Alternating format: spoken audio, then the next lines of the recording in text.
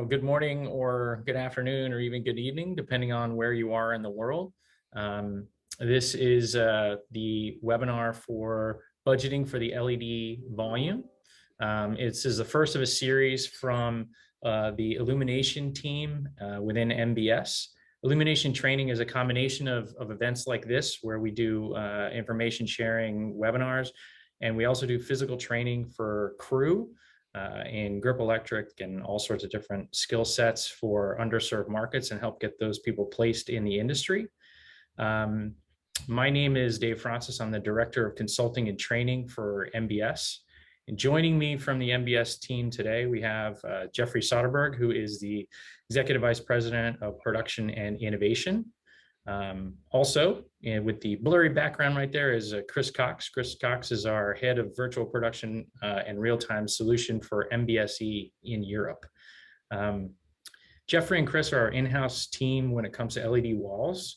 And Jeff and Chris, can you kind of give everybody an idea of how many walls you guys have sort of worked on or put up this year?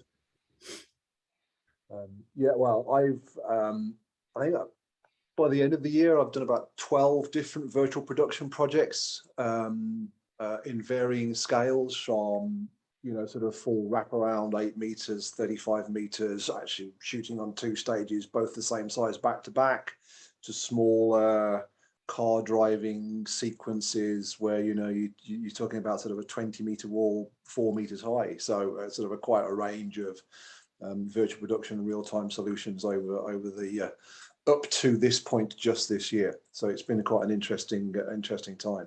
Very cool. Mr. Soderberg? Yeah, so my role is much different than Chris's. Chris is, of course, doing start to finish LED volumes. My role here in the US is to facilitate volumes for other people who bring their projects into our studios.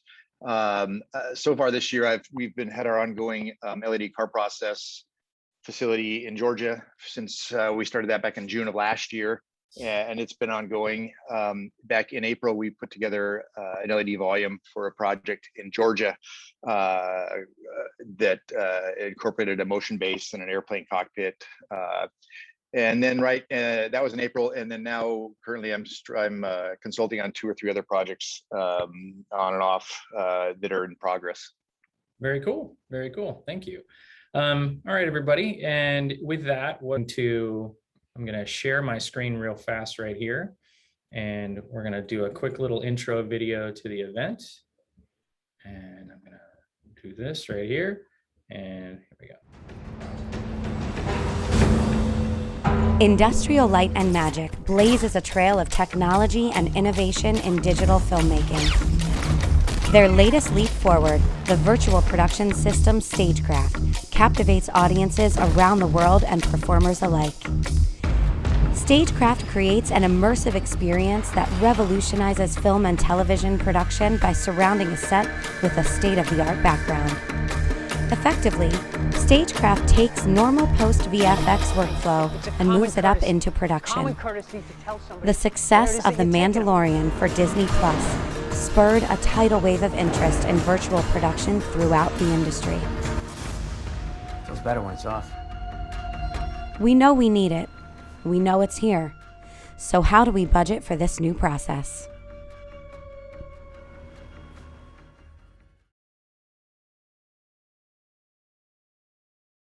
We have 2 special guests with us. Originally, we were only going to have Chris Bannister, but Chris also has invited Chris Millam to join us as well. Millam. No, yeah, exactly. Ian, sorry. There are so many Chris's on this. I make a mistake there. But I'm going to do a quick bio for both gentlemen, if that's okay. Chris Bannister partners with clients and ILM creative and technology teams to help find virtual production solutions while overseeing the production strategy across the portfolio of ILM Stagecraft projects. He was part of the content production and technical development team at ILM on The Mandalorian, and went on to help develop ILM Stagecraft business as the Stagecraft producer on key projects, as well as overseeing the build out of ILM's 2 permanent Stagecraft LED volumes in Los Angeles. So that's Chris. Ian is virtual production supervisor at Industrial Light and Magic and helped to lead development and use of the revolutionary Stagecraft virtual production process on The Mandalorian. He serves as a leader of the on-set ILM team, delivering photorealistic in-camera visual effects using real-time environments on an LED volume, and works with productions on creative and technical development and operational seamless virtual sets and imagery. He is currently the virtual production supervisor on Marvel Studios' Ant-Man and the Wasp Quantumania at ILM's London stage. I hope I got that right. Hello, Chris and Ian. Thank you so much for joining us today. Chris, would you mind explaining to us what Stagecraft is? Definitely, and thanks so much for having us join today. Stagecraft is Industrial Light and Magic's overarching term for a whole suite of end-to-end virtual production services. So that can range from the virtual art department concept all the way through motion capture, simulcam, LED technology, and a whole host of virtual production technologies. But we support kind of the end-to-end production services, obviously leading all the way into our post VFX, but we engage with clients kind of along that spectrum and help find the right mix of services for the project. Cool. Ian, do you have anything you would like to add to that? No, I mean, this goes into what you were saying before about, I think people do get confused. LED volumes are sort of a sexy big topic and are amazing. And have sort of really come to the forefront over the past couple of years. But virtual production, I think, is a lot more than that. It's, you know, anytime you are doing production with virtual elements, you're pretty much doing it. And some of them are updates on really old tricks they've been using for decades that just sort of have a new technological twist on them. Some of them are new. And I think people can be a bit intimidated sometimes by, you know, these giant things that are up. But actually, you know, they scale in all kinds of different ways, and virtual production can fit into all kinds of different scales of projects. Cool. One of the things we wanted to do today was really discuss the specifics around the LED volume, because the volume seems to have the most attention right now in terms of, you know, industry and people, you know, dealing with what that is. So today we wanted to kind of talk about the four topics within that having to do with budgeting. Now, I've attended a couple budgeting events for virtual production and LED recently, and I find that there are two things that happen inevitably in these conversations. One is there's always the caveat of that every single project is unique, so it's hard to get specifics. And then on top of that, I think no one really wants to go out on a limb and say something that might later be proven wrong later. So I'd like us, if we could, to try and get as specific as possible to help that. Yeah, exactly. So, you know, in my previous life, I budgeted occasionally. I never budgeted anything as awesome and incredible as this. But I can only imagine what it's like to be sitting in your office and have someone come in and say, hey, I need you to budget this out, you know, versus an LED volume versus doing it in Atlanta with a traditional VFX budget. In our pre-meeting, we talked a lot about this, about the idea that they're not exactly apples to apples, and there are differences between just taking a VFX budget and then applying it to this. Within that, there are four things I'd like to do today, if we could, as a team. One is, let's talk about pre-production, crew numbers, positions, purchases, and rentals. Two, then the on-production crew purchases and rentals. Three, then what I'll call sort of like the generic fix-it budget. And then finally, how do we compare a traditional VFX cost with an LED volume, knowing that they're not an apples to apples situation. So Chris Cox, you made a list for questions you think producers should be thinking about when they go with LED walls. Do you think you can go through that very quickly for us? Yeah, I think most importantly, you should start with what is the end goal? What are you trying to achieve? Because without that target, it's really difficult to specify or work out back from that what you need to put together to make that happen. And I think, you know, typically, potentially you overcomplicate a situation that sometimes can be very simple. Beyond that, what's the script, storyboard? Is it virtual production compatible? And if it's not, are you prepared to rewrite those elements to make it compatible? Because, you know, virtual production isn't a fix-all, as I frequently have that conversation. and how much would it cost to deliver it conventionally? Virtual production is not the right solution for every single scenario. And I think you need to look at the various options that you might want to look at to achieve your end goal. And then, the budgeting for virtual production pulls from all sorts of areas. So it can pull from post, and it can eliminate some of that. It can pull from art department. But you need, if you're sort of annexing those budgets, or you're manipulating those budgets, you need to be very sure about why you're doing that, so it's quite clear. Again, speed of shooting. The classic one is, I want the golden hour all day. Well, you can have the golden hour a day on a virtual production stage. So what do you want to do? Where are you going? How quickly do you need to do that? If you can get 6 countries done in 2 days, then actually that's the benefit, because it saves you dragging the whole of the crew around the world. What additional flexibility do you have, and what budget impact does that have? How much pre-planning and production do you need? Because there's always that trade-off between, to get this right, you have to do a lot of pre-planning to it, depending on the complexity of the virtual production. So you need to be thinking about, how much time in front do I need? This is not something you can kind of pick up the phone 2 weeks out and say, hey, I want to do it, because it's just not going to work for you. And if you do make it work, it's probably going to be extremely costly. And then there's the functionals, there's the build time. I think producers, everybody's typically surprised about how long it takes physically to put a stage in, or to prepare a stage, or get a stage ready, even for the simplest. Even the simplest virtual production stages can be like a 2-day build and a day pre-light, and that's really simple basic stuff. For anything more complex, you can be weeks or months of build and testing. So you really need to have a think about that and how that impacts. And then down to simple elements like what power is required. It has to run, ideally it runs on a completely separate power solution. If you've got 950 panels and you've got an amp per panel, that's a lot of power.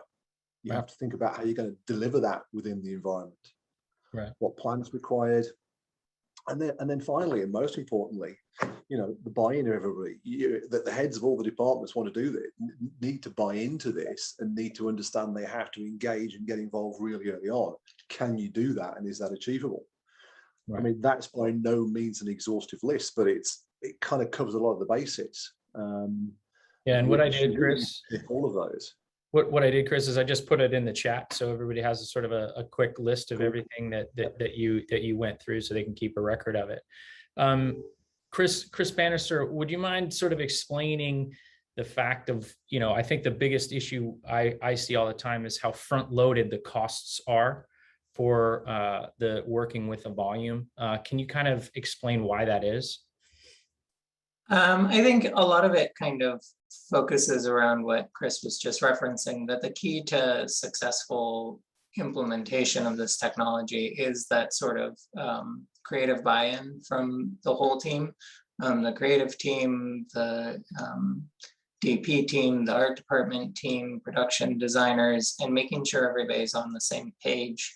I know, the broad every production's different feels like kind of a platitude, but I think it is definitely true that this isn't a one-size-fits-all solution. So you really want to make sure that you are coming up with a solution and a fix that people want on the day. As flexible as the tools are, as fast as they can have you move on the day, it really requires working ahead of time so that people feel good about the content, about what you're putting on the walls, that the wall's the right size, that you're putting in the right type of virtual production. So all of this work ahead of time is about getting to that so you're getting the most out of the technology. Because the technology is amazing, you can make all of these changes on the day, but if none of those decisions are being made on the day, you're in the same position as if no one looked at any of the set builds and you built massive sets for months and then everybody walked in and no one had bought into those pieces. So you have to have kind of that same sense. Right. And I think what I was looking at is the idea from a perspective of a studio and an independent production, any of these productions, we're just not used to spending so much up front. Right. And that's one of the big paradigms about what virtual production is that there's so much involved in pre-production, as well as getting everybody on the same page, but also the expense, like when you're spending money is different now. So it's long before principal photography. Yeah, and I think that's one where the scale of the production can influence that a lot. If you're going to a permanent LED volume, like the two that, or the ones that ILM has, and you have a very simple content brief, then maybe that spend is much closer to the start of production because you're just, you know, booking your stage and the content isn't going to require a massive team to work out those things. But if you are building out an LED volume in a site specific place and you're going to use it for the run of show, and it's going to be using heavily leveraging like tight 3D sets and all of that, then you need to really put the work in up front. And then you'll get those benefits, all of those great benefits that are possible of reduced set build costs, efficiency on the day, maybe shorter post schedules. All of those benefits that are out there are about making sure you have buy-in and planning up front. Got it. Okay.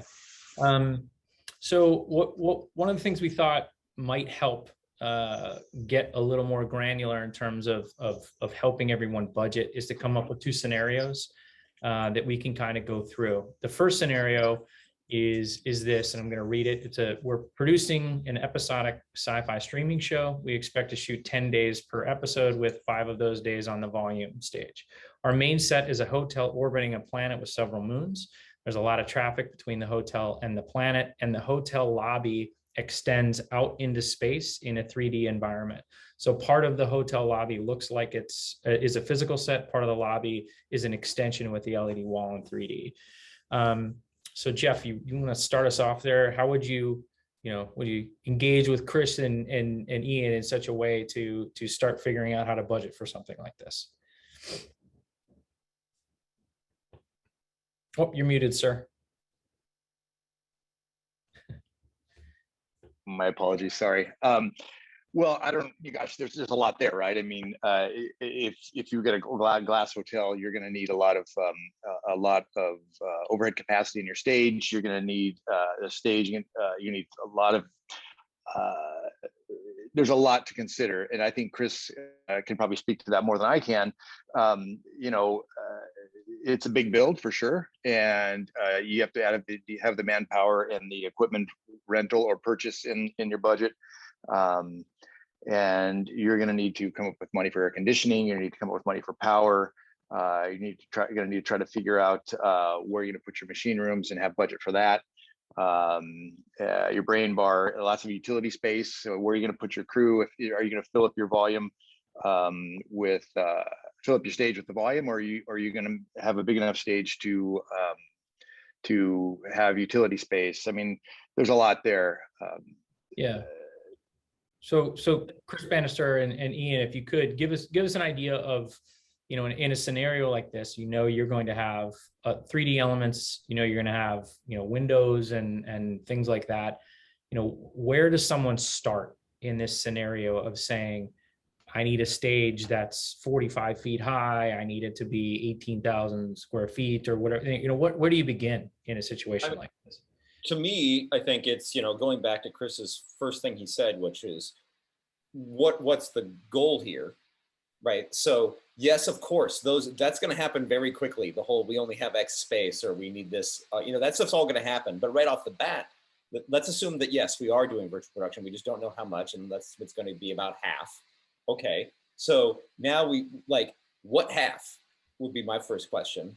If 50% of our shooting is going to be on a stage with a volume, are we talking about a Mandalorian? We had like a permanent volume that was always the same, and it was flexible, and we would move sets in and out and do all that kind of stuff. Other times you might be using the same physical stage but doing different pop-up configurations, maybe to do whatever. So the first thing I would want to know is I would look at the season's content and be like, okay, where are the best pitches to hit? What are the fattest targets for virtual production? Something that would get us a lot of in-camera finals, something that maybe doesn't need a big physical build. Like in that case, when you're talking about like a home, it might be counterintuitive to say this, but when you're talking about a home set, like a hotel lobby, where over the season, we're gonna set a ton of stuff there. You know, my questions for an episodic would be like, okay, are we shooting these like with different directors every 2 weeks and that kind of stuff, where that set needs to be standing all the time and we come back to it a lot of different times, and then we have these more one-off things. If that's the case, you may not want to put that in a permanent volume unless it's real easy to get in and out, because logistically, right, now you've just used up all your volume, almost the whole show, to put a permanent set in.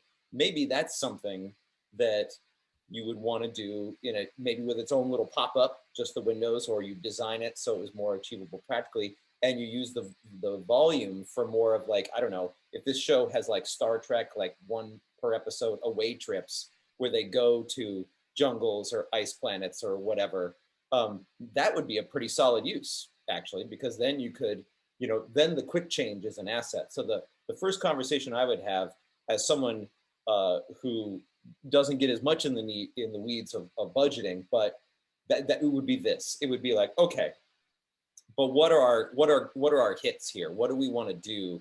And from there, then you would derive, well, okay, what flexibility is going to be super important, or we need to go, we're going to have home sets and we're going to have these quick change things. So stuff that can be done quickly is what's important. And from that list, then we would come with a set of requirements for what are the kind of things we need to do. And pretty quickly, then it would become, okay, well, if we're using a volume that we are going to put stuff in and take it out all the time, rather than something that's built to complement a standing set for a long time, that already tells me I'm going to need more space in my stage, right? Because I'm going to be bringing sets in, I'm going to be doing sort of stuff, and the logistics will naturally present itself, and then you go from there into the you know, inevitable negotiations about that kind of thing. Right. Well, and I think that's, oh, go ahead, Chris. No, go on, carry on. Yeah. Oh, I was just going to say that's part of the reason why it was great that Ian was able to join, because Ian is on our team a pivotal part of everyone who comes in contact with us. We really do try and talk about the creative ask and the logistics of it, and then to be able to start strategizing together of where the wins are and where you can get your biggest benefits.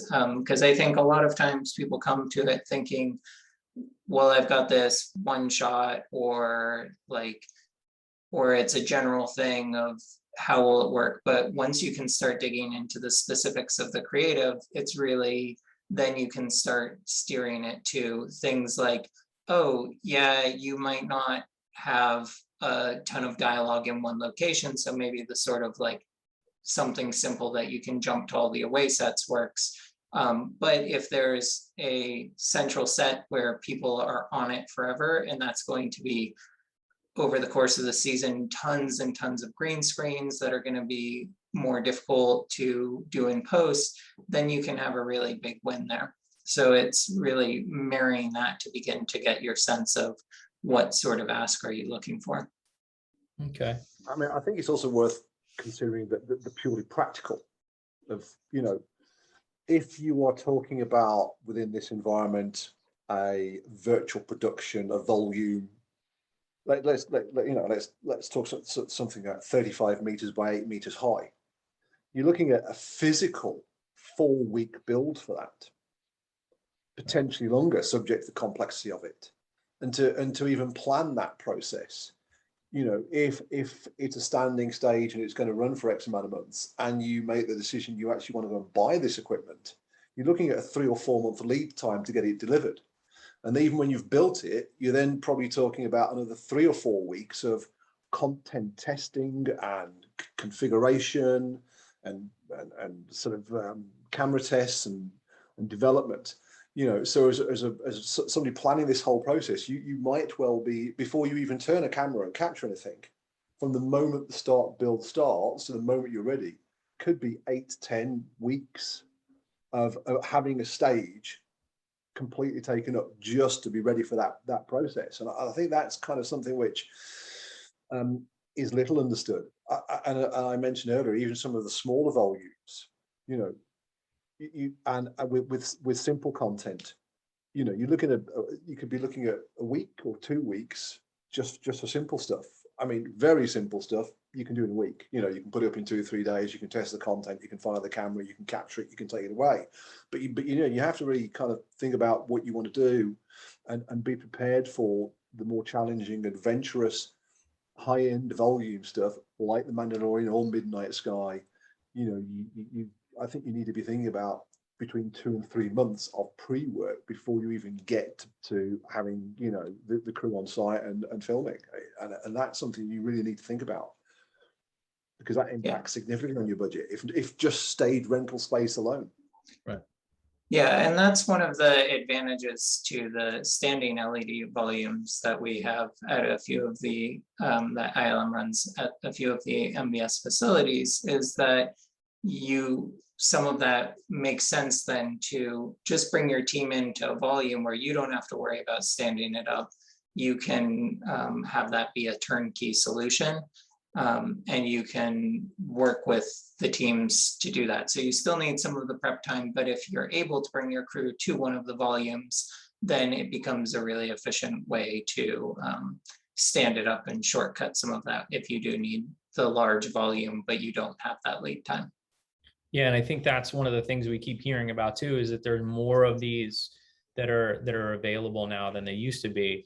On the same token, I think it's also fair to say that as every project is unique, so is each volume, it seems. They're not really the same. So there are some issues with that too, I guess, right? But I think for the audience, I think it's important to understand this is what, you know, when I asked Chris about why the costs are front loaded, I think that Chris Cox just explained, you know, in a very specific way why that is. If you're talking about 10 weeks of a soundstage that you're building, setting, and testing before you ever get anywhere near shooting, you know, that's a new cost. That's a cost that we don't normally have in this respect for this. We have our first question that I'd like to ask, and it's from Jake Rose. Who is the person on the crew who manages the volume screen process, VFX supervisor, producer, and does it fall to the VFX company like ILM? Manages the volume screen like on the day? Well, I think probably the question is that who is your guru on your crew, you know, to answer these questions for you, to help you figure out, you know, the timing, the schedule, and budget. You know, typically for us, most of the time, the projects that we've worked on, virtual production is part of the relationship. We don't always, it's not that necessarily ILM handles the whole thing, soup to nuts. Usually there's a lot of people involved. So there would be a visual effects supervisor who has the relationship with the production, whether it's virtual production or not.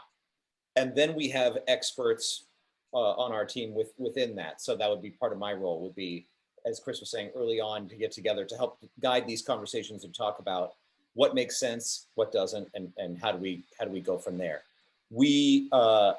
I've seen stuff where we've done within one show sometimes content that we did almost all the development on, and you know, especially as it gets more complex, that's usually advantageous. But there's been other times where we have just ingested content that's come from other places, or plates that were shot, or all kinds of stuff where people are welcome to bring in their own content, absolutely.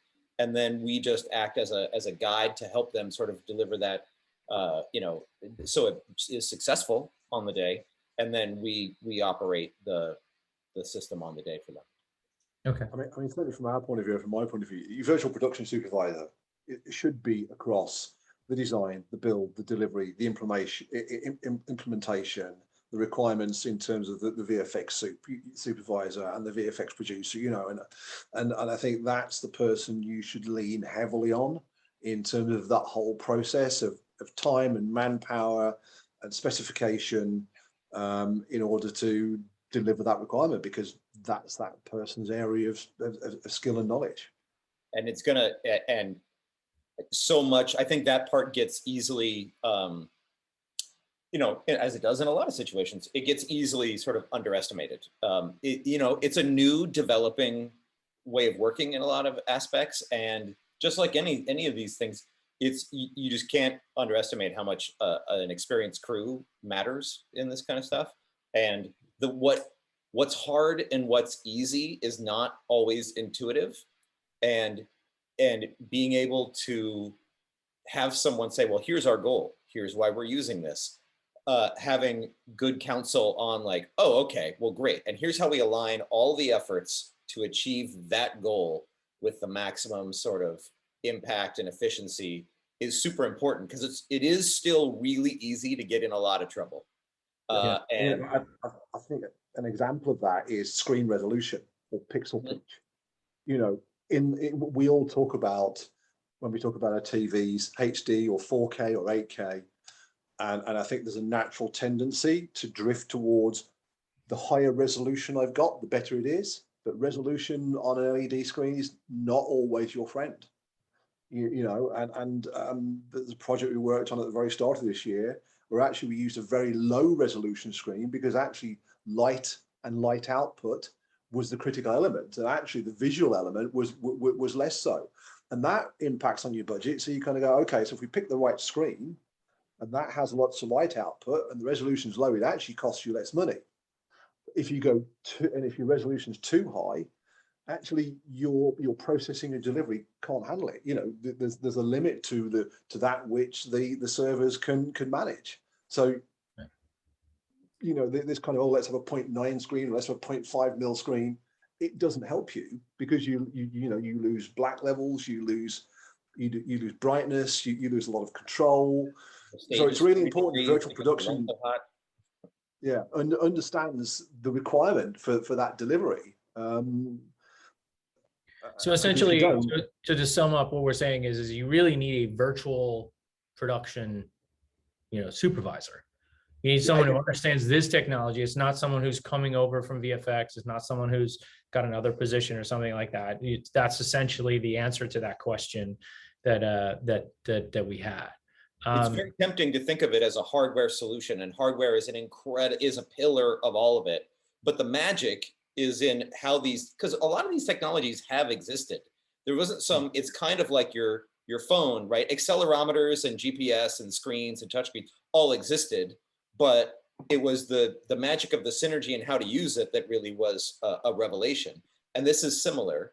And so anyone who's just pitching, only hardware solutions or only a software tool or whatever, because that's maybe the aspect that they know, that's all well and good, and it's an important piece of the puzzle, but it is a lot of work, both creatively and producing an accurate budget, for example, is tricky.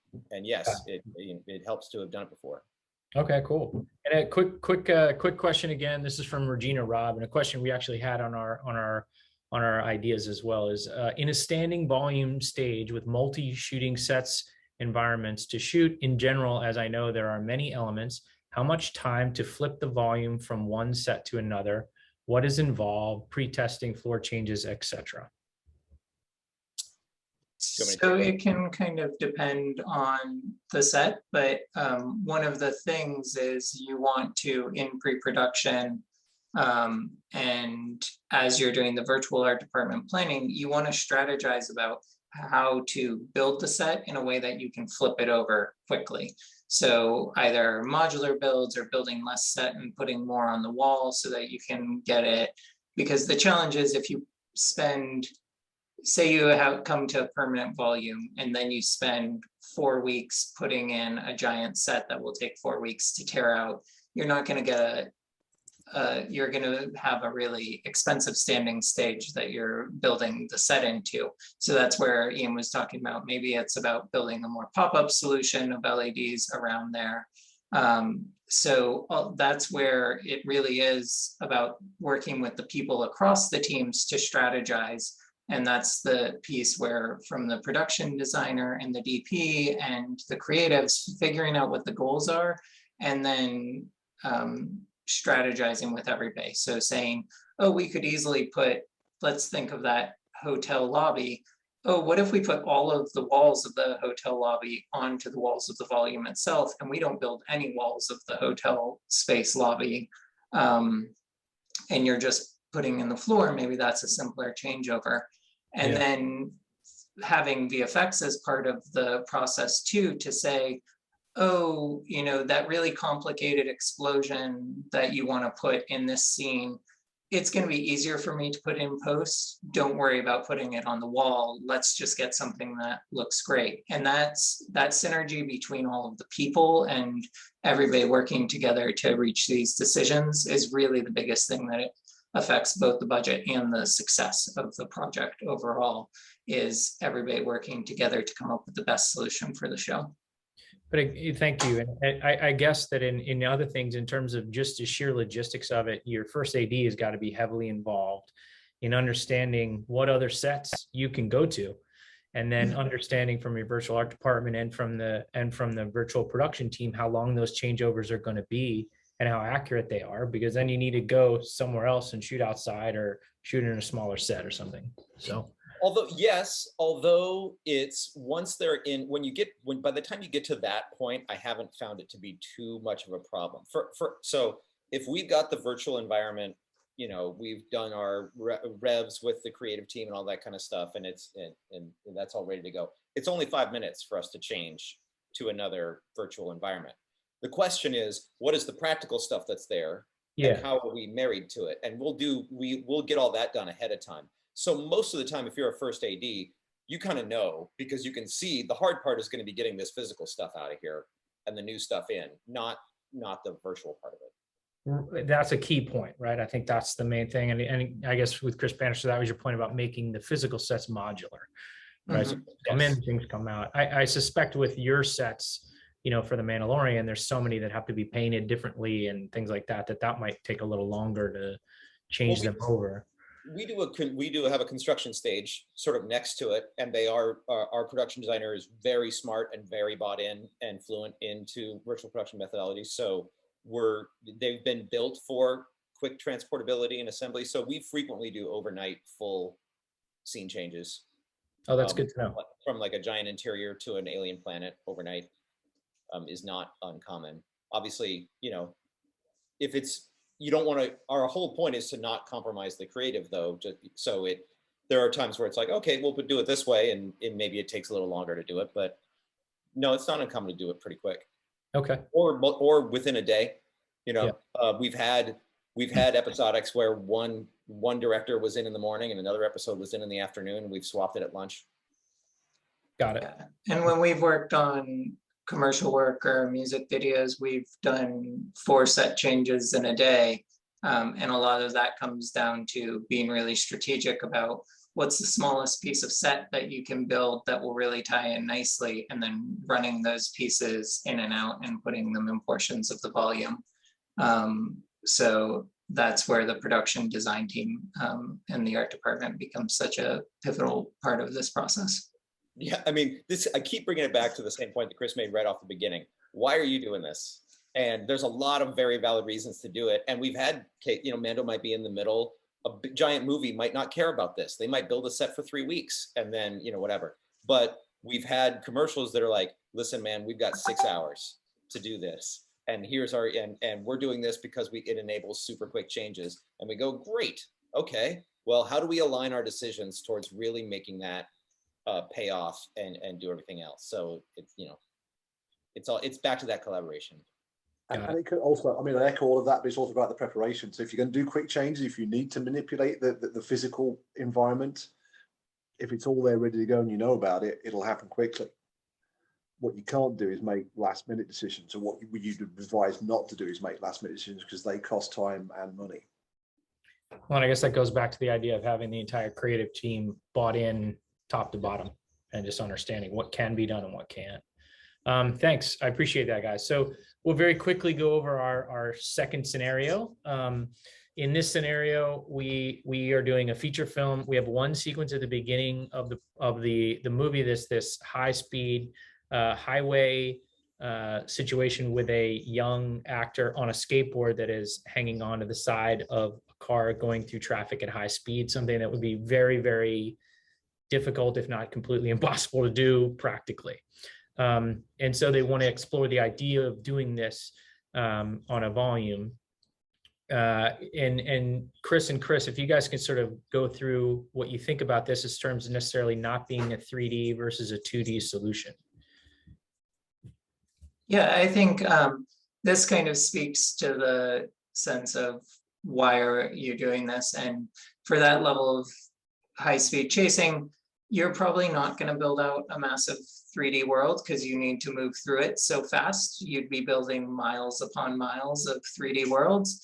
And your big wins there are going to be for the insert shots and the great lighting, and then the not having just the green screen nature. So you're going to get a better final result. So there it makes sense to scale the volume appropriately to the minimum you need for that sort of setup. But then also for the content, you can do something that's much more 2D and more traditional playback. You can generate those through a sort of 3D VFX approach, or if you had pure plates that you wanted to put up. And that's that question of like, how much is it for in-camera final versus how much is it for the lighting and reflections that you really need? Okay. Yeah.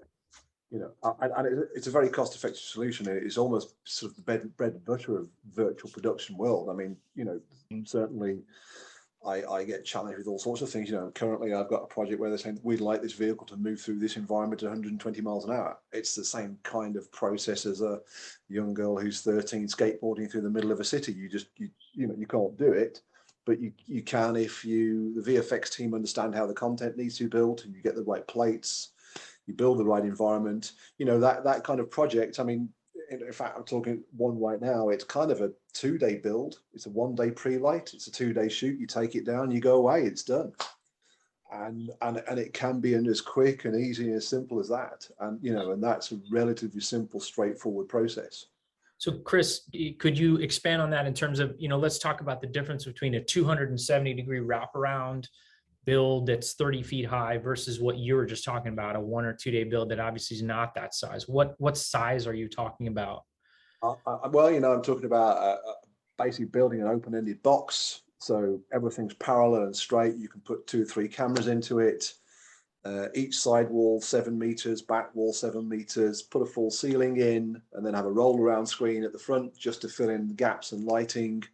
You can shoot across, you shoot backwards and forwards. You put whatever's in there on sort of platforms, so you can move it slightly to get the angles right and make it look right. You can shoot that really quickly. I mean, that kind of thing. Just a few weeks ago, we delivered a very similar process, and we visited. We had 5 different vehicles in there over 2 days in 6 different countries. 2 cameras running all the time, 2 DOPs, very small crew. Thank you very much. And it was a week from the day we arrived to when we packed up and left. Right. And it was achieved very cost effectively, very quickly, very simply, and it was all done with plates that were tweaked slightly by the VFX team. But we had a long conversation about what they wanted. We did some pre-testing just to make sure that all worked on the servers and the playback solution we'd chosen. And it was all about, you know, and therefore in that environment, we had final pixel and we delivered all the lighting. The DOP, I think, walked in 1 light and a couple of flags during the whole of the 2 days. And it was a perfectly natural environment. And the director, who was supportive but nervous, within the first 10 minutes just went, you know what, this has made my life so easy. It's a win all round. Away we go. Just a quick question for Ian and Chris Bannister. How much floor lighting do you use inside the volume? But you mean like panels on the ground? Just, you know, like a standard thing, like I want to light the eyes of an actor on a close-up or something like that. How much of those lights do you use, or how much is lit by the wall itself? I would say 80%. It depends a lot on the production. Happens every time. About 80% of the time, there is some practical light augmentation, some instrument coming into play, usually for something specific like that, like an eye glint, or the light coming off of the LEDs is a tremendous fill, but it's diffuse and broad. So if you have a hot direct application, that's usually where another light comes into play. So maybe you want like a specific kick or whatever. So I would say somewhere around 80% of the time there is some amount of small, but it's usually pretty modest. So small that it would be only to really get that one bit of definition or to augment in a very specific way. So the huge majority of the light in the scene is coming from the panels, and about 20, maybe 20% of the time it is exclusively only from the panels. The part of that process where we're deciding what makes sense for virtual production is for an LED volume would be, that's part of the consideration, time of day, right? You're using this big thing as both a picture. If you're going for final pixel background, in addition to your lighting, you're using this big thing as a picture and a light at the same time. So casting scenes that make it happy to do both is part of the success. So for instance, if you're doing something at night, that practical light factor is gonna go up, because the LEDs make a beautiful background, but just by the nature of it, they're not throwing as much light. It's a dark scene. So you're probably gonna bring in some more practical instruments to help with that. Same thing, so it depends. So Chris Bannister, you're gonna jump in there. Would you say this is another one of those things that actually does impact the budget? Yeah, I think that's one area of potential savings. We obviously, the various productions have different ways, but you could have savings in your lighting kit because you can rely on the lighting of the walls. Our Stagecraft tool set has a lot of sort of tools of flags and cards and color corrections that are all pretty fast to operate on the day. So a virtual production supervisor and some of the operators would be standing there being able to address DP comments.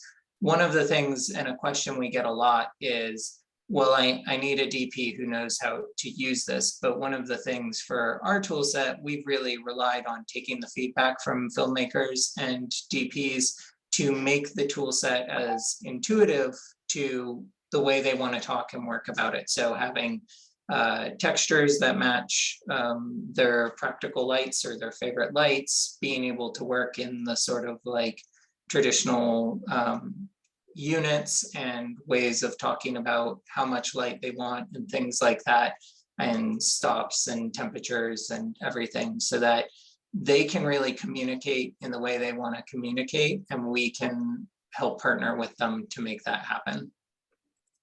Got it. Okay. Anyone else have any comments on this stuff in terms of where we are? We've kind of run through our two different scenarios, and we have a hopefully an idea of what this is. We realize that pre-production is much longer than it normally is. There's testing, there's building, there's longer stage rental time. There's different size walls for different purposes that we've discussed. There's some cost savings in terms of reduced, on-set lighting potentially, because the wall provides some of that as well. And now we want to move into, how does a person who's budgeting, how does a line producer protect themselves from the things they don't know in this process? I can automatically look at this and realize, man, there's so many facets of this I don't understand as a person who budgets.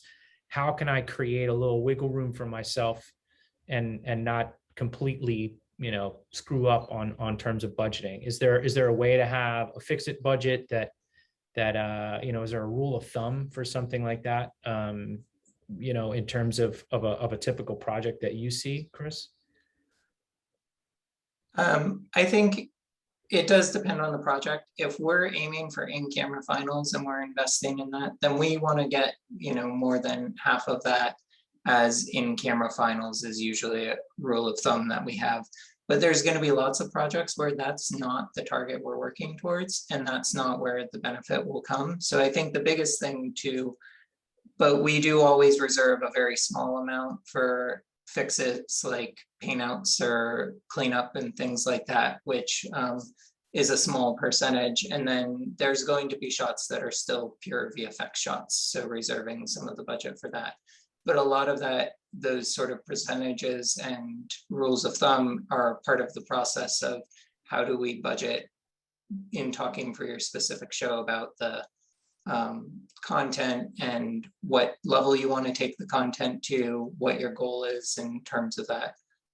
So we would always recommend and kind of advise on various sequences and various levels that we're building the content to of what our goal is. But then that usually requires that buy-in of creatives getting looks on it ahead of time and all of that. So that's all part of the consideration. So I guess, you know, the toughest thing about being a person who budgets projects is that you're doing it before almost anyone else is hired or on the project sometimes. So in that respect, is it something where you think, you know, I need to give myself a 10% holdback for these kind of things? Like, where do you even start? You know, like, I know no one wants to give a number, but how do you put it? Is it 20% of whatever you think the overall budget is that you reserve for unknowns and you know, fix-its or things like that? Like, if before you have an opportunity to really deal with the creative team, someone just says to you, I want you to budget this for virtual production. I mean, because of all the pre-planning, if everybody does exactly what the plan says, then it's actually an environment where there shouldn't be a requirement for, well, 10% or 20% just in case. However, what experience tells me is that particularly when teams have not shot on the volume, they walk in and they start and then they go, oh, I could do this and I could do that. And actually the opportunities that it brings expand.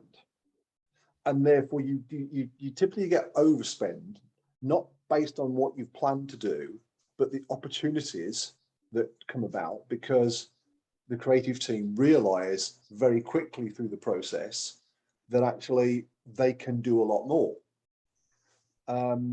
And once they do that, that number can rise exponentially. So I would always say, look, you know, you need to put something around about 20%, not because I think you're going to spend it, but if your creative team get excited about it, you know, or if your DOP starts to see things happening, or your director, and they go, oh, I could do this and that, then potentially you might find yourself looking to spend more time in this environment than you thought you might. Right. So it's not a fix-it budget. It's more like a wow factor. Let's do more. Yeah. Yeah, it is. Yeah, because the actual whole planning process, the detailed level of planning process, if you get that right, everybody should walk in every day and I'm going to do this. It's only when that changes. And it typically changes because somebody gets excited about something and goes, oh, we could do this. At which point you go, well, we can, but that is going to take an extra day, or we need to change this, or we need to change that to make it happen. At which point they go, well, let's do it. Yeah.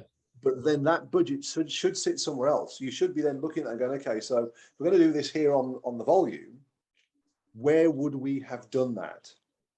Because we clearly plan to do it somewhere. So that's where that budget should come from. Right. Okay. All right. And our friends from ILM, would you concur? Is that your experience with this as well, or? Yeah, I mean, I think that question comes up a fair amount, and I think to what Chris is referencing in terms of that larger scale of like the scope may change, and that's an area where it's really partnering with the producers and figuring out like, well, what other contingencies based on your experience and the way you're planning the show and the creatives, what sort of contingencies would you hold elsewhere? The fix-its that I was referencing in terms of you have to fix, do cleanups and things, that's a really small portion of that. But the sort of changes that Chris is referencing are just what sort of productions do you want to have for the scopes changes and things like that. But that, I don't think that's necessarily a virtual production specific contingency. And I think most of the producers have good senses of their show and the way that their creatives work on that. Got it. Okay. Tremendous. I think we've covered a lot of stuff here. The next piece of the puzzle, as we promised we were going to get to this question, is the perception that what you're doing is you're budgeting an existing project with a VFX portion on it, and you're taking that VFX portion and then you're trying to compare it to doing this on an LED volume. And the idea of where do those two lines cross, and is there a value to that? And I think from the discussion we had before, I think there's a lot of great information that you've all shared about how to think about shooting on a volume versus just comparing it to a VFX budget. And I think Chris Bannister, you were the one who first sort of brought that up when we spoke before. Would you mind going through that again? Yeah, I think as we've all referenced, this is a process that's kind of across the departments and people buying in. So really, obviously, VFX savings in camera finals are something that we know, but there's also things like how it changes your set builds. Can you make your set builds smaller? How it changes the logistics of your location days. Are there things that are just logistically impossible? There's the creative benefit. There's shorter post schedules potentially. There's a number of places where that can come from. So it's not usually a one-to-one lineup of, well, we're just moving around the VFX budget, because it embraces the whole team on the production. And so really looking for that. And that's one of the pieces that when we're budgeting with teams, it's really a partnership to say, okay, well, where are the places that you have issues? Where are the places that you have existing budgets? How can we work together to strategize about a virtual production solution that works for your team? And we can point to some of those areas about like, well, let's look at, how we can manage the set build versus digital build, or how can we turn over the sets faster, or how could we make a virtual version of that location that's going to be really hard to get to, and that's going to be a big win for your production. Right. I think one of the things we have not, for instance, on Mandalorian, and Chris, please correct me if I'm off base on any of this, but we have not found that our VFX budget has gone down particularly. But what has happened, maybe it has a little. We have had significant savings in VFX. It is also a VFX heavy show. Sure. Fair enough. But what we have seen is that it's an interesting use case where we got the same crew working, doing the same show, working in a virtual production environment, and also working, backlot and production stage. And we've seen in that case, a speed up of about 20 to 30% in terms of pages and speed. So that's saving money everywhere. And that's more what we find over time, is that's where you get the financial impacts more than any single column, changing. There's additions. You're paying for an LED volume. You weren't doing that before. You're paying for, doing some of these location scans. You weren't doing that before. So it's sort of like all of the columns change somewhat. The idea is with good planning, not only does your quality go up, but a lot of the columns go down, sometimes significantly. Yeah, I think VFX is obviously an area that this intersects with, and the VFX savings are pretty easy to estimate once you get into in-camera finals. So those are very easy to estimate, and the VFX savings are significant, especially if you're buying into the in-camera finals, but it's not going to replace, if you want the close-up of the giant monster, that giant monster is still a VFX shot.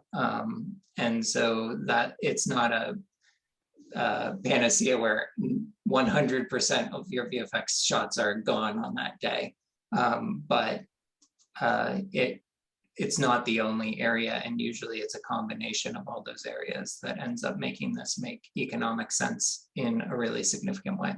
Right. Another point, what you see is a lot of stuff that happens, a lot of stuff that happens where there are things that hit costs later that are as a result of other things. So for instance, what's the value? Let's say that you were doing stuff with a lot of blue screen. What's the value of having it there in editorial that night? Maybe if you are even still going to add stuff and you're going to replace some background or do some sort of stuff, but having a cut that night or with the real stuff in, that gives people confidence and lets them communicate and know whether they have to do reshoots or know whether they've got it or not, or approvals happen quickly, or there's no director 3 months later in a VFX review suite going, oh, I didn't mean like that, I meant like this, and now you're paying for more revs of stuff. There's all these sort of soft effects of, you know, having the world really there that don't immediately reflect in a budget, but often will have big budgetary impact, will definitely show up in the final bill later. Right. Well, I think we've all discovered through that answer, along with a bunch of other answers, that why it is so difficult to budget for this right now. Because it seems like even only with the experience of working with your crews in this environment, I think you said it best, Ian, is like the same crew working in 3 different environments. This is what we discovered.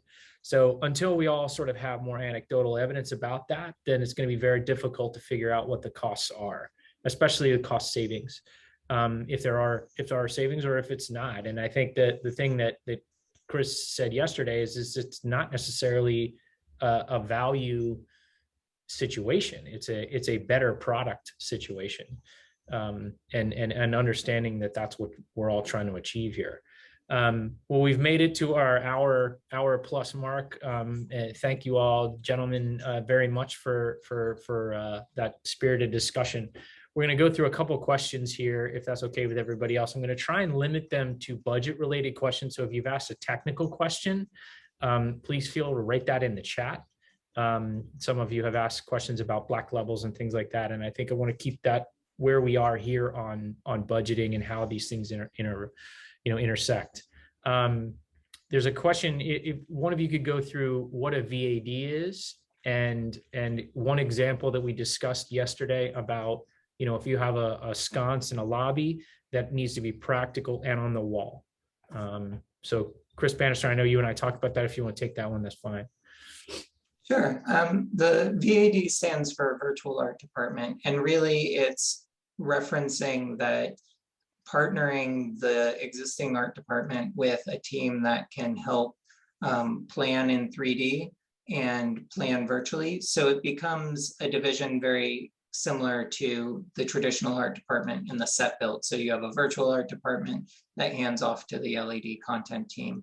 And Ian always has a great way of summarizing it, of saying that the goal of the virtual art department is to deliver a set of key decisions. So finding the fastest way to iterate and get to those decisions. Virtual reality is a great way to scout that. 3D renderers, using sets, but every director has a different sort of way that they like to work and how much they want to do that, but it's still a key part of the process that process is represented, where you're having a time where everybody's making these decisions and feels like they have enough information and concept that they can say, yes, this chair is virtual, this chair is practical. And then everybody knows that they need to stay in contact so that the art department doesn't show up with a red sconce on all of their walls and you've put 1,000 blue sconces in the virtual wall and you're going, Ian's in there going and color correcting each one of them. We could fix that on the day, but we'd rather not. Right. So that's really part of the process, and that scales with kind of the complexity of the project. So I saw a question in the chat. It's part of ILM Stagecraft Services. We support virtual art departments. We also partner with client-side art departments, and how we can help support the production and how the production designers want to work. Very cool. Chris Cox, anything to add on that, or from your experience? No, I mean it's well, from my own experiences, that it is something which the art department need to engage with, and it's something I encourage all the time. In fact, I was talking to the British Film Designers Guild only this morning about that process and understanding in terms of volume and planning and costing that the virtual art department and developing those assets is critical, because it doesn't happen without that engagement.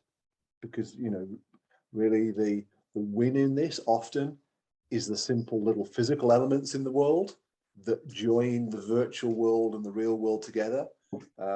You know, and it therefore has to be a completely team effort. So I definitely 100% support that requirement and the development of that. Yeah, I did see the question in the chat where someone was saying, if you didn't have all the scripts, is this a non-starter? But I think this can definitely be an iterative process. It's just a matter of scheduling it all from shoot date to concept virtual art department, and scheduling script to concept to virtual art department to LED content to shoot. So blocking all of that in. Very cool, very cool. Let's see here. Here's a question that I have. It says, for builds and alterations on set, are there G&E crew handling these with oversight from a VP supervisor, or is there an additional virtual team that handles all of the physical builds? So Jeff Soderberg, it's maybe a question for you. Well, I know that the one volume we did earlier this year, I was the project manager for it, and that was an added expense for the production. We brought in an LED vendor, we brought in a rigging vendor, and those were costs that weren't borne in the by the production within their G&E crew, because they were already out shooting, and we sort of built the volume while they were shooting. So I guess the answer is, that's my only experience with it, is the one volume I've done. They brought us in from outside the original budget, and there was an added cost for them. Got it. Okay. And the ILM team? Was that talking about the physical set builds within the volume? And the volume build itself. Yeah, so traditionally we partner with an LED vendor who's dealing and then also engaging with how the production wants to plan on the build out for rigging, electric, all of the other departments. On the day, it's the art department building in the sets and revising those if they need adjustments. And then the virtual production team, under the guidance of the virtual production supervisor and the creatives, is adjusting the digital content to match. Usually you try and have time where you're bringing things up on the volume ahead of time. So if there's additional larger scale revisions, you can have the content team work on those offline and then send them back down. Got it. I think the other answer is you do need a team to physically look after the volume, to look after the technology and the hardware, whether it be the fiber cabling or the LED panels themselves or the processing, or there is a requirement to have the team to deal with that. You know, and some of the productions that we work on, where we're actually, while there's a set major volume, we add bits in and we take bits off, and you know, we build little panels for the lighting team, and we feed video into that. So, and that's a daily, ongoing, continuous process. So, you know, there is a physical team who will look after all of the hardware as part of the virtual production team and the VFX team, and everybody works together. But you will need that LED and the processing and the simple technology of it is not plug and play, and frequently has challenges and issues during the day which you just need to be able to fix quickly. So you do need to consider that part of the team. And you know, and obviously the numbers of people in that team are relative to the size of the volume you've built. Well, that was going to be my next question. Yeah, that was going to be my next question. I think some of the people want to know the size of the virtual production teams as additional crew that they're not necessarily used to budgeting for. So Chris, you were talking about Chris Cox. You were talking about that. Why don't you just keep on, and then we'll. Yeah. Okay. So I mean, on a large volume, something which is sort of 30, 35 meters, 8 meters, full wraparound gimbal in the middle. We're doing really quite sophisticated Unreal stuff. You know, you'll have a camera tracking team that might be 2 or 3 people. You'll have a playback team who are actually managing the physical content going over the wall. That might be 2 or 3 people. You'll probably have a couple of people sat on the back line there who are looking after manipulating the content before it goes up onto the wall. Last minute changes for the director of the DOP, and then you'll have your physical hardware team. So you know, you could be looking at sort of 3, 6, 9, an extra 12, potential 15 people delivering that process and make sure it all works. On a really simple setup, it'll be somebody looking after the servers, somebody looking after the processor, and somebody looking after the LED. So it'll be a team of 3. And then on top of that, in both scenarios, you'll usually have your virtual production supervisor who overviews that all and makes sure everything happens. So from a small volume project, like the skateboarding scenario, probably 4 people in addition to make it work. On a larger one, like the ILM stand-up unit or sort of something 30 meters, 8 meters, gimbal in the middle, flying scenes, you could be looking at 15 to 20 people running that on top of your normal production team. So, it's really dependent on what your content is and what you're trying to do and how big the volume is. Got it. Of course, your normal production might shrink by more than that amount. Yeah. Well, and would you mind going through sort of what you meant by that? Well, you're talking about like one if you gaffer and one. You are providing a versus... significant portion of your lighting and stage and your set with virtual elements. You don't need as many gaffers and grips and people to move and paint and do all the other things that are related to a real physical set and or a huge, nearly as big a lighting crew. Obviously, that all depends, but that would be part of it, that it sometimes more than evens out and actually your overall crew footprint goes down. Ian, would you say that if you're back to the scenario, the 3 different environments you're shooting in, would you say that while you're shooting on the volume, you'd have your team out there on the practical location prepping and lighting, so that while you're out there on the practical location, go much quicker? Is that a benefit? You're lighting when you're shooting in the volume, but you're also prepping a practical location at the same time on your project. Would you have your lighting team, portion of your lighting team, go off to the next set, the practical location, and get it ready? And that's not a benefit, I would guess, right? Yeah, absolutely. Being able to run multiple units and having people be able to be working on something physical next door or something like that while the stuff is happening. Absolutely. Yeah, it's definitely a sort of like partnership and maximizing the efficiency of all of the departments. Because I know often when people come and ask, well, so who do I need? We usually say, well, you still need your whole production crew as the starting point, because I think, or people come and say, well, you guys are just taking care of everything. But this is definitely, this technology is only a piece of the puzzle, and it's a continued partnership and evolution with all of the existing knowledge and departments on set. Totally. Yeah, it's not, I think just as much as people can be like, oh man, this looks intimidating and complicated and maybe it's not for me. Sometimes on the other end, you got people going, this is the future.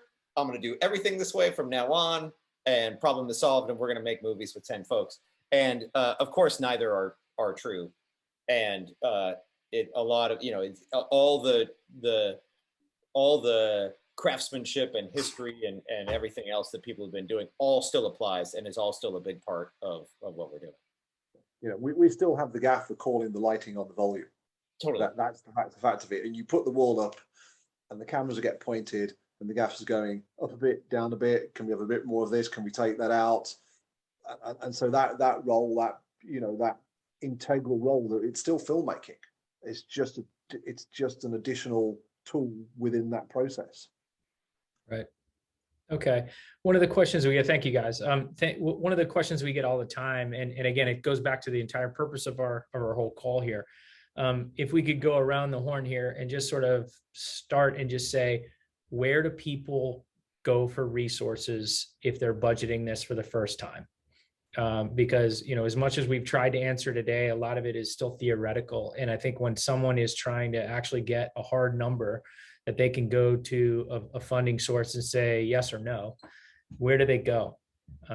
So Chris Bannister, you're our guest of honor. Why don't you start? People can always reach out to myself and the production team if you're interested in talking to ILM. We have contact-stagecraft.ilm.com for any inquiries, and we're certainly happy to help partner with people And usually the process is kind of the things that we've been talking through today. We usually get on a call, figure out all of these questions that Chris and Ian have been referencing, and then we can really dig into the numbers and start talking about sort of hardware and crew and how it scales. Because I know, looking at some of the questions in the chat, I think everybody would love to walk away with here's the day rate for this. And ultimately, like for standing stages, there are day rates for that. But in terms of a broad, like, how much does it cost me per day to do LED work? I think we work at a large variety of budget scales. Sure. And Chris Cox, you want to jump in there too? Well, you can always get in contact with Jeff or myself, and we can help you through that budgeting process.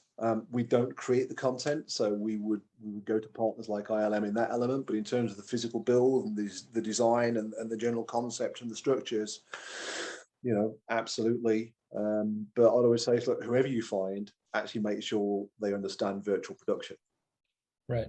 And they've got the experience of that, because if you don't, you can run into a whole world of pain that you won't know about it until you point the camera, at which point you're in a little bit of a difficult situation.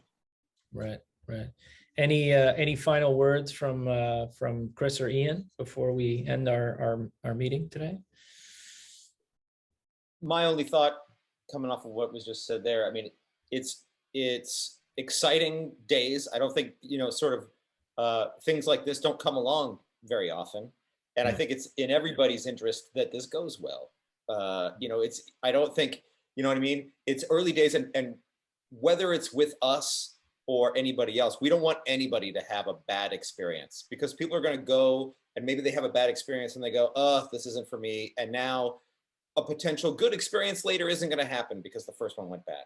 So I feel like there's a real community spirit developing. And whether you talk to Chris and Jeff, or you talk to us, or you talk to all of us, I feel like we're all happy to counsel and be a part of whatever you're working on, because all of us are rooting for each other, and we all want all these things to go great, because then there are more experienced people around. Then people are advancing what's possible, and everybody feels good about this as a pillar of production going forward. And so don't be scared, reach out, and hope to hear from you. Yep. Actually, I would say, don't be surprised if we say, actually, don't do that. Sure. Yeah, right. That's totally true. Yeah. We have, trust me, it helps nobody to get someone into a virtual production context that is not going to be successful, even if it made us a little money in the short term. That doesn't help anybody, because it's going to go poorly, and then it's whatever. We have no motivation to sell anybody on anything. We want this the way to go well, and the number one way to make it go well is to put the right project into the right amount of using this and have it all go right.